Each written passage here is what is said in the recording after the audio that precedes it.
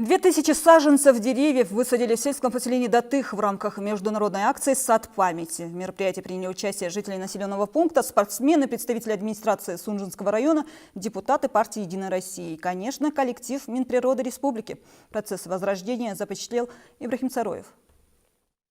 Берег той самой Фортанги. Акция «Сад памяти» прошла по десяткам городов и сел. Сегодня она здесь, на новой административной границе Ингушетии. И возникает вполне справедливый вопрос, кому и для чего понадобилось сажать деревья в лесу.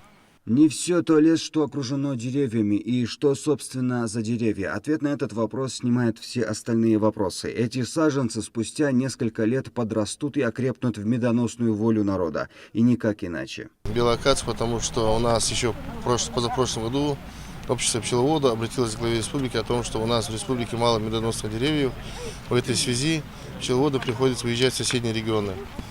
Данное поручение было нам направлено. Сад памяти в этом году разбивается к 80-летию начала Великой войны. 27 миллионов саженцев в память о героях того противостояния. Каждое дерево – живой монумент. А здесь в Датыхе и медоносный монумент. Здесь липа есть, разнотравы есть, будет и акация сейчас. Акация – это самое медоносное дерево.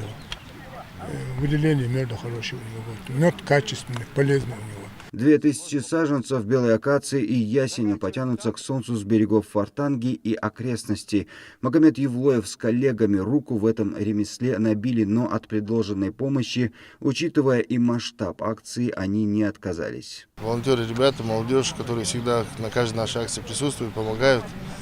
Ну, также мы видим и именитые спортсмены нашей республики с греко-римской борьбы тоже присоединились, чемпионы Европы, чемпионы мира, чемпионы молодежных олимпийских игр, ребята тоже присоединились.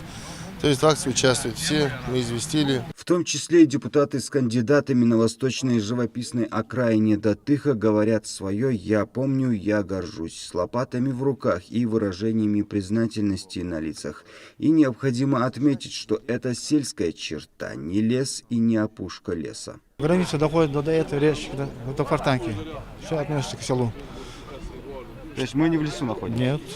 Мы в селе? В селе. Мы в Датыхе? Датыхе. Пока Вахид Хайров руководит самым ненаселенным пунктом Ингушетии. Для сада памяти Датых выбрано и в рамках концепции регионального правительства по возрождению села, заброшенного в нулевых из-за частых КТО и нарушенной сети коммуникаций. Организаторы надеются, что вернутся не только пчеловоды, но и коренное население. Ибрахим Цароев, Ахмед Исмурзиев, Наиб Тичоев, Вести, Ингушетия.